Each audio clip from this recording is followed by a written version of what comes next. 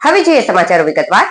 અંકલેશ્વર રાજપીપળા ચોકડી રોડ પર Catholic church સામે અજાણ્યા વાહનના ચાલકે બાઇકને ટક્કર મારતા 47 વર્ષીય બાઇક ચાલકને ગંભીર ઈજાના કારણે ઘટના સ્થળે જ મોત નીપજ્યું હતું. અજાણ્યો વાહન ચાલક અકસ્માત સર્જી વાહન લઈ ફરાર થઈ જતા B ડિવિઝન પોલીસે તપાસ હાથ ધરી છે.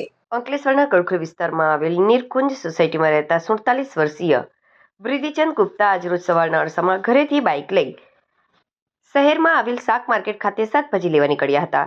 તેઓ રાજપીપળા ચોકડી રોડ ઉપરથી શહેરમાં આવી રહ્યા હતા. તે દરમિયાન કેથોલિક ચર્ચ સામે પૂરપાટ ઝડપે આવતા અજાણ્યા વાહનના ચાલકે તેમની બાઇકને ટક્કર મારતા તેઓ રોડ પર પટકાયા હતા અને વાહનના ચાલકે વાહન તેમના શરીર પર ચઢાવી દેતા ગંભીર ઈજાના કારણે ઘટના સ્થળે જ કમકમાટી ભર્યું મોત નીપજ્યું હતું. જોકે અજાણ્યો વાહન ચાલક અકસ્માત સર્જી વાહન લઈ ફરાર થઈ ગયો હતો. આ અકસ્માતની જાણ થતાં B ડિવિઝન પોલીસનો કાફલો દોડી આવ્યો હતો અને તેના પરિવારજનોને જાણ કરતા પરિવારજનો દોડી આવ્યા હતા અને મૃતક બ્રિધિચંદ ગુપ્તાના મૃતદેહને પોસ્ટમોર્ટમ અર્થે ખસેડી અજાણ્યા વાહન ચાલક વિરુદ્ધ